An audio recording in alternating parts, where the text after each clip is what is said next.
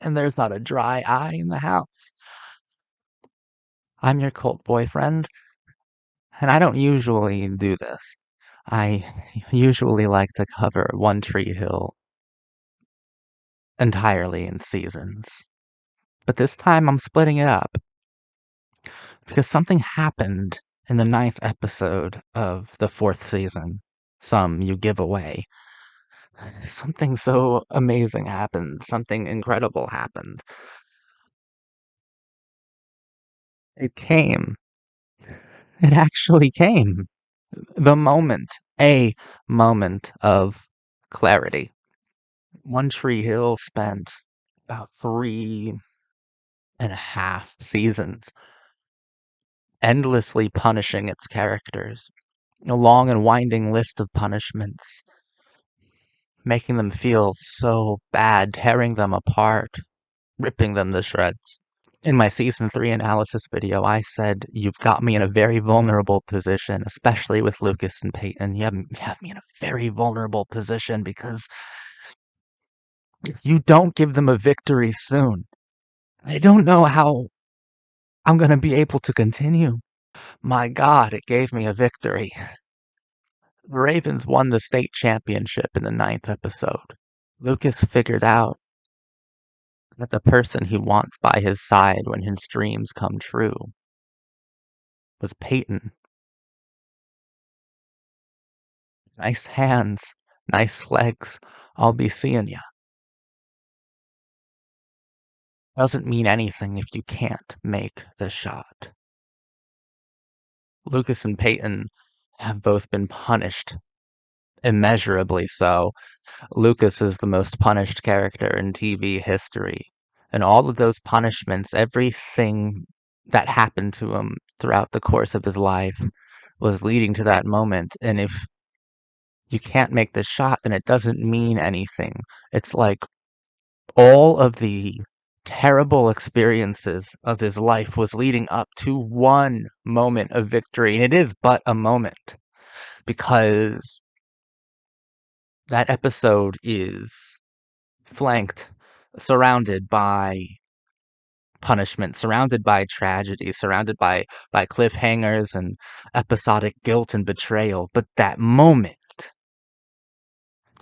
of clarity may only last a few minutes, but it made me cry so deeply, so happily that these kids were able to experience such a true victory after being put through so much torment and so much hell. They were allowed, they were able, they weren't allowed. It's not like it was like a permission to them. It's not like the writers gave them permission to feel good. They took it. The world they wanted, they took. And what does victory mean on One Tree Hill? Victory means clarity. Victory means you can see things clearly. Victory means that everything is both inspiring and inspired simultaneously. It means that everything makes sense. It means that you don't feel alone. It means that you feel held, that you are held in the palm of destiny. You are there. And Peyton, for once, is looking around and everything feels so alive and right and clear. And Lucas can see clearly that it was always Peyton. Peyton was that girl. I think that Lucas and Peyton are one of the greatest romantic couples in the history of cinema and television. The chemistry between Chad Michael Murray and Hilary Burton is fucking electric. It's electrifying to see them kiss. But my God, the shock waves it sent through my heart when that moment of clarity revealed to Lucas, I'll be seeing ya, that it was always her. The fact that Brooke gets over her selfishness, gets over her self-absorption, and is able to see clearly as well into Lucas and say, it's her, and that's fine. And it is fine in that moment, in that one moment. The penalties are non-issues. Because in that moment, there's clarity. In that moment, there's victory. I couldn't believe it happened just like this. And it's one of the most beautiful things I've ever seen, man. It's so fucking good. Earlier in that season, Peyton, she thought that she found her long lost brother, who would come to be known as Psycho Derek. So that should tell you what this guy was really like. This guy was an obsessive stalker. He took so many photographs of her. He would pay hookers, prostitutes, sex workers to wear Peyton's dead mother's leather jacket and a wig so that they looked like Peyton while he physically and sexually abused them. He was a monster.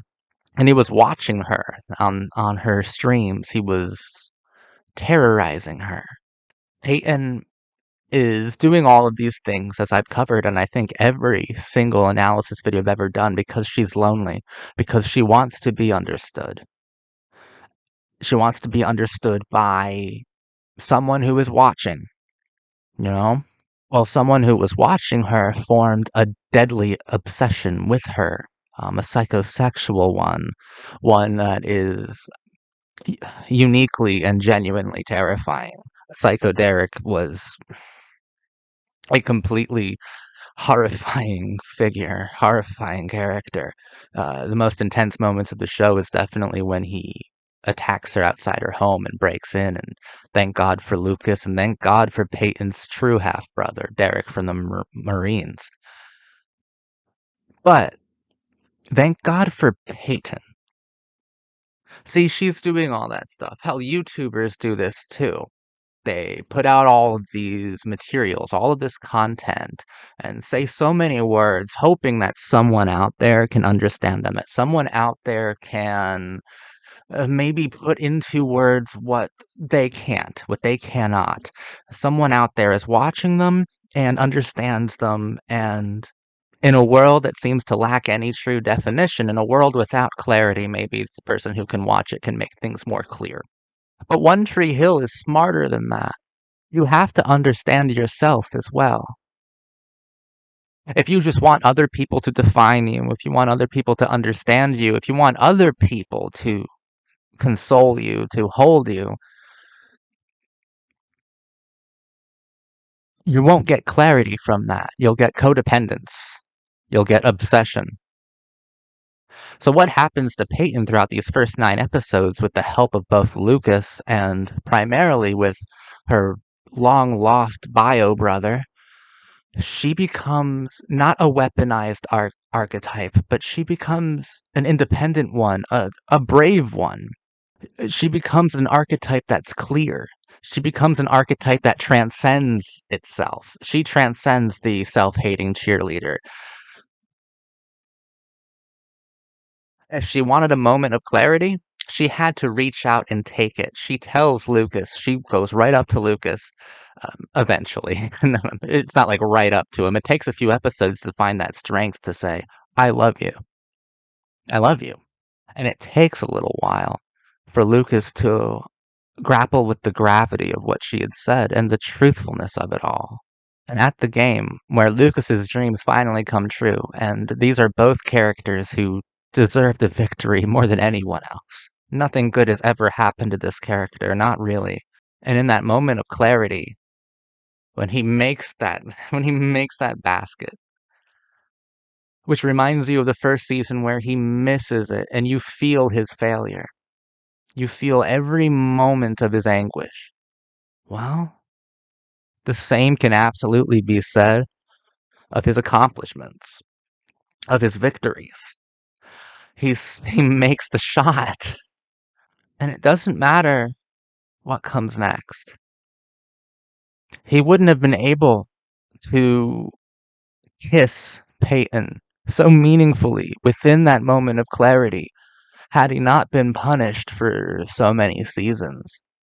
And Peyton wouldn't have been able to smile so authentically in her moment of clarity unless she gave clarity its moment. Clarity exists, it's the moments that don't. And moments of clarity, they take a special kind of preparation. Clarity exists. You have to work for it. You have to work for it for that moment.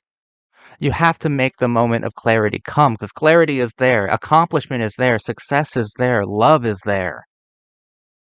It's the moments that are so rare and hard to pin down because they're moments, because they're transitory, because they're impermanent. They are ever shifting and changing. The scenery is always growing older and time is always going by. It's the moment that's hard to pin down. Love exists. Love is real. Love can be yours. The world you want can be yours. It's the moment that takes some skill to conjure. But once you have that moment, you can possess that moment and it can possess you. I saw what I've always wanted to see. A perfect love story between two characters who mean so much to me and who went through so much pain. And the catharsis of seeing Lucas and Peyton finally kiss in that moment of celebration, of clarity, it's inspiring to me. I want that. It doesn't mean anything if I can't make the shot. Other characters during this season, we had, well, I didn't finish the season. This happened in episode 9. I'll be back to talk about what happens in the future. And this episode ended in One Tree Hill signature fashion of holy shit, holy fuck, everyone's in the hospital. But there's even a poetry to the idea that Lucas had a heart attack. His heart stopped beating because his arc has completed, like successfully completed. This would be the point. Winning that state championship, that would be the point where a normal structure, a normal teen melodrama, a normal teen love story would finish, would end. And that's the end game. That's the end goal of Lucas's character and of Peyton's. They finally came together and they finally love each other and they declared that they love each other and they kissed to seal the deal of fate. And it made me cry because it was so beautiful, so perfect, and so entirely consuming and electric, and I felt tingles all over my body. It was wild, shocks. It was shockingly romantic and perfect and hot. But of course, his heart had to stop beating because his arc finished.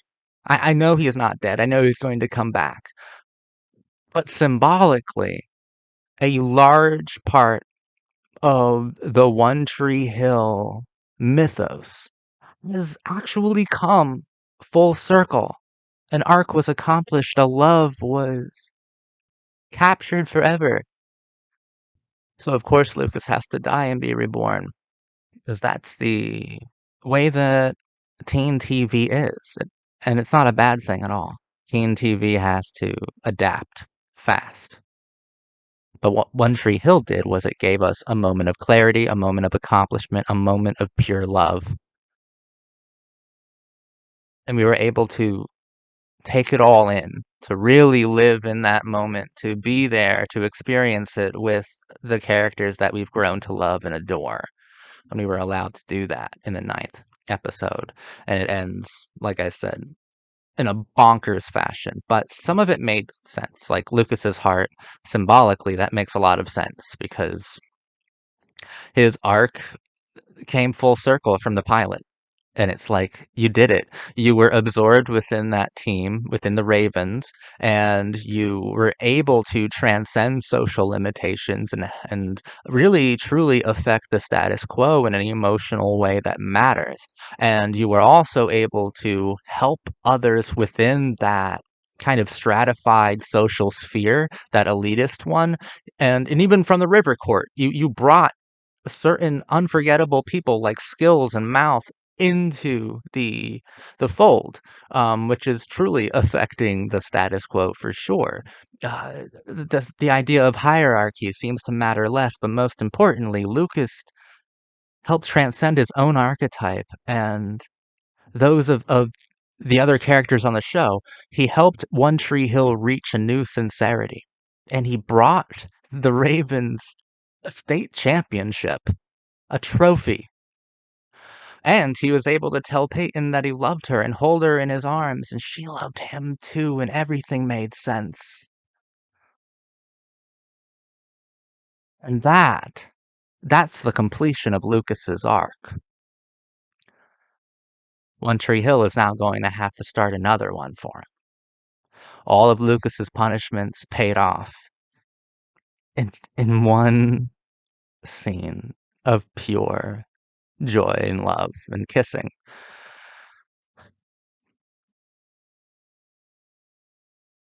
But Psycho Derek was watching Peyton through her webcam, and he thought he understood her. He probably had a whole psychotic little mythos worked out in his head. I mean, he has these huge collages on his wall. Like I said, he's obsessive and dangerous and sadistic and positively fucking insane. Peyton was looking for a moment of clarity without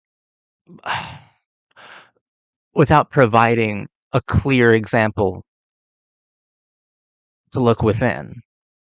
Her mind, she's at war with herself in 1,000 different ways. She has all of these inner conflicts, all of these inner contradictions. And it was in the first 9 episodes of the fourth season that she was able to reconcile so many of them, to call a ceasefire on all the different parts of her heart that seem at war with her soul. She was able to understand herself in this season, and who she is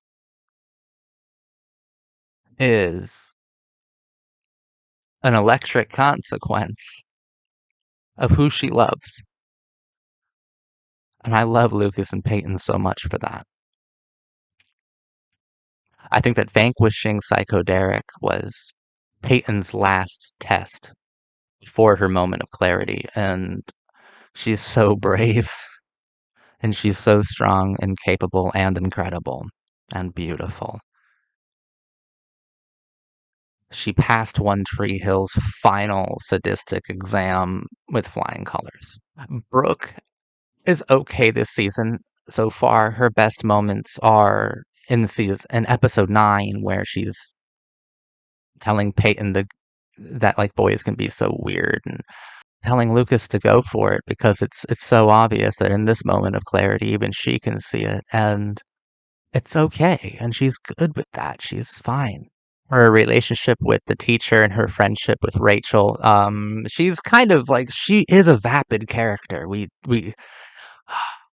there's there's interiority to Brooke, but there might not be as much depth as I'd prefer. Maybe she'll get more deep soon, but these first like 3.5 seasons, not not a whole lot there, to be honest, especially when I can wax poetic so effortlessly and for such a long time about Lucas and Peyton and even Dan.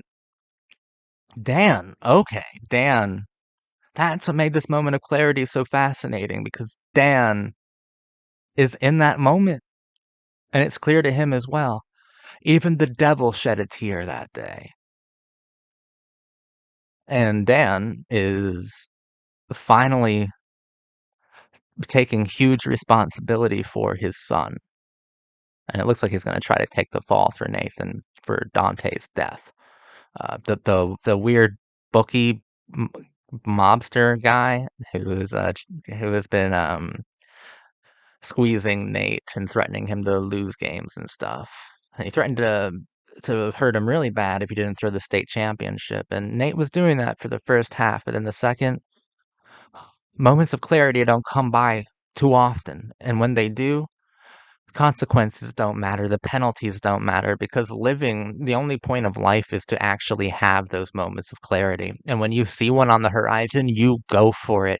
You run straight towards it, and you don't stop smiling, and you can live there forever in those moments.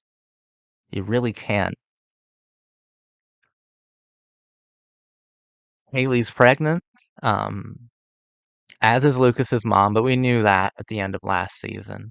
But Haley's pregnant, got a new baby boy, a new Scott.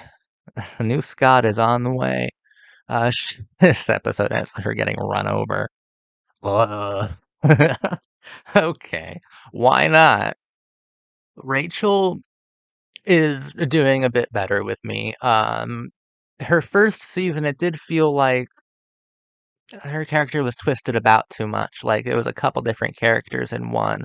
But now I think that they understand Daniil's personality, and I think they're able to write Rachel with more confidence and in a more cohesive fashion, and Rachel makes a lot more sense to me.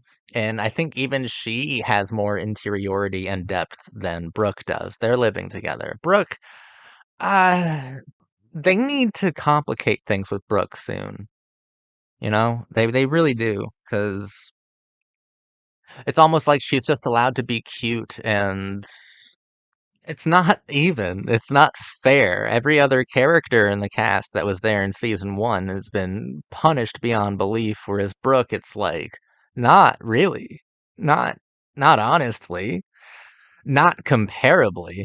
Like not really.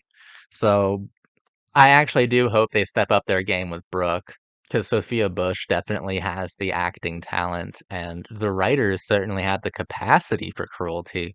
And I never thought I'd say this, but I want Brooke to get to this moment of clarity here, because it matters so much for Lucas and Peyton because of what they've been through, because of all the horrors that they've witnessed and experienced on the show.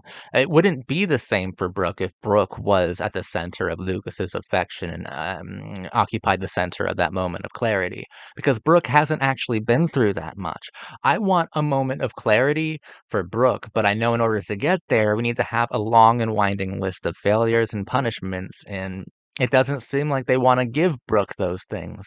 And I don't know why, but I hope that changes. This has been a rather incredible season so far. So far, it is my favorite season, without a doubt, because what they did in episode 9 is so masterful that I can hardly put it into words accurately, because it's so fucking beautiful and it hits me so hard. And Lucas and Peyton, I said that if they got that moment, they would electrify the screen. I just didn't think that they would electrify my world, my lived in one. I want to go out and find that girl that feels charged, find that girl that shocks me. I want to find my electric moment too. You know what? Maybe One Tree Hill is a masterpiece. Maybe.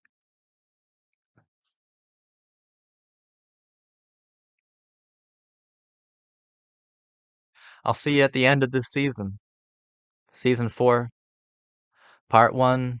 Thank you for watching. I'll see you in a little while to wrap up Season 4.